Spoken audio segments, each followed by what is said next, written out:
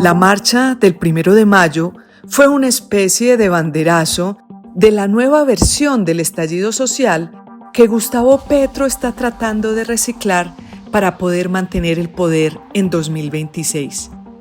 Y no es que estemos diciendo que él se va a quedar en la presidencia. Le creemos cuando dice que se aburre en la Casa de Nariño.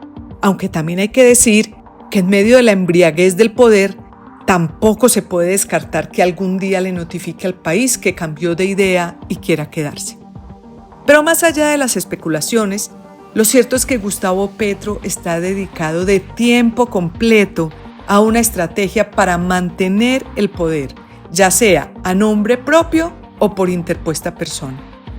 No de otra manera se explica el hecho de que a pesar de las preocupantes crisis que vive hoy Colombia, el presidente las desconozca olímpicamente y dedique su discurso del 1 de mayo, su tiempo y el de su gabinete para agitar una consulta popular que no solo es innecesaria, pues muchas de sus propuestas ya están en la ley o en proyectos que cursan en el Congreso, sino que distrae de las verdaderas urgencias nacionales.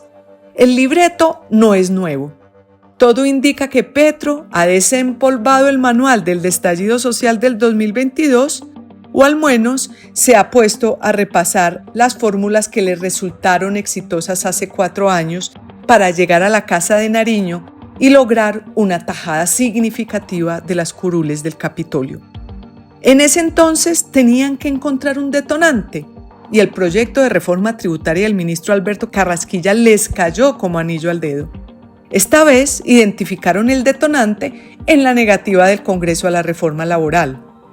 Pero no nos engañemos, y para tranquilidad de los protagonistas de estos hechos, si no hubiera sido este el motivo o el otro, habrían encontrado cualquier excusa para activar el mecanismo que produjo el estallido social y se tradujo luego en votos.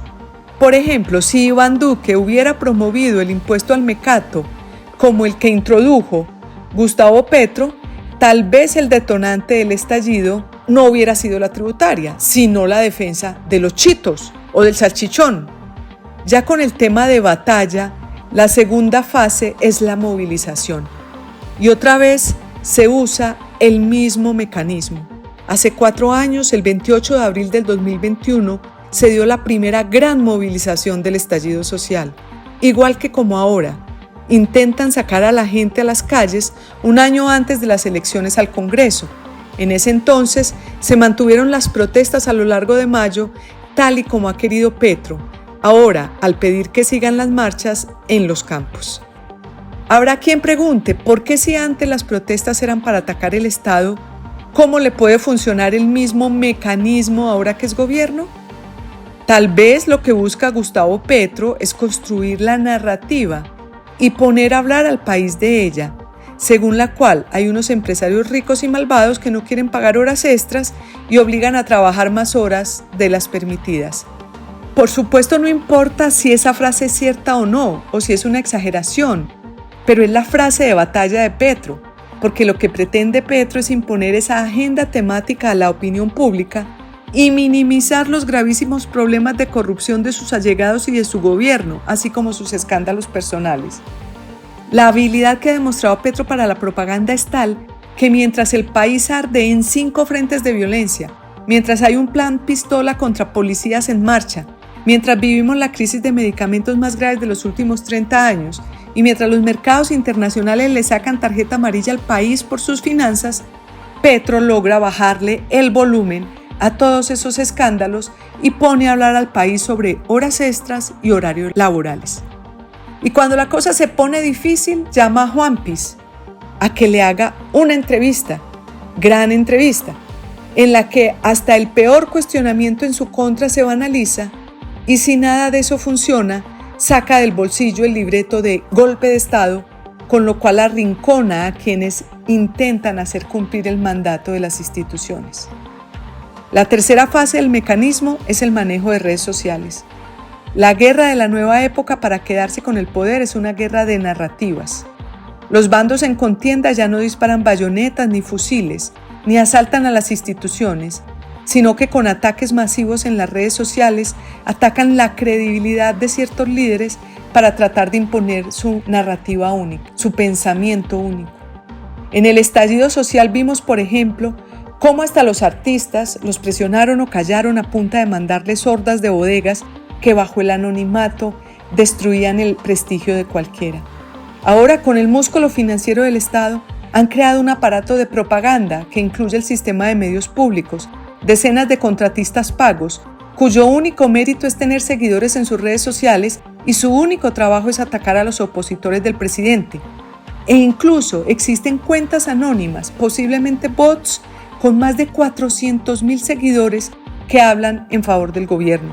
Es decir, una especie de francotiradores encapuchados que no dan la cara y no rinden cuentas a nadie.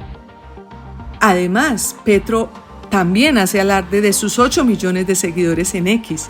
Sin embargo, lo que llama la atención es que parece que el aparato de propaganda que han construido no les resulta suficiente, porque a pesar de la fe que le tienen a las redes y a los medios públicos, Petro ha decidido tomarse también los canales privados casi que a la fuerza para sus largas alocuciones.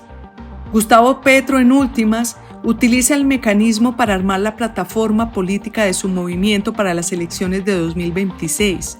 En el caso de la reforma tributaria del 2022, el petrismo ganó el pulso ante la opinión.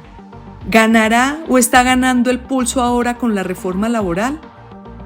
Llamar a consulta popular sobre cualquier proyecto que niegue el legislativo es un mal precedente.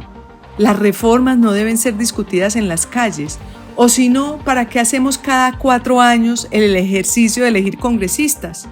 Si todo se va a definir en las calles, mejor comencemos por decir de cuántos millones de personas debe ser una manifestación para aprobar una ley. La consulta popular bajo estas condiciones no es una herramienta democrática. Es un plebiscito camuflado, financiado con recursos públicos y legitimado con la movilización. No se trata solo de una maniobra política, es una disputa por el sentido de la democracia. ¿Es el poder un instrumento al servicio del bien común o una herramienta para imponer una visión única? ¿Debe el ciudadano confiar en las reglas del juego institucional o debe resignarse a que el poder dependa de quien moviliza más gente? Petro ha demostrado gran pericia en dominar la escena pública, pero ya no sorprende. Su mecanismo está expuesto, lo conoce la ciudadanía, lo entienden los medios y lo empiezan a descifrar quienes la primera vez cayeron con cierta ingenuidad en las redes del mecanismo. En tiempos de propaganda, pensar sigue siendo el acto más revolucionario.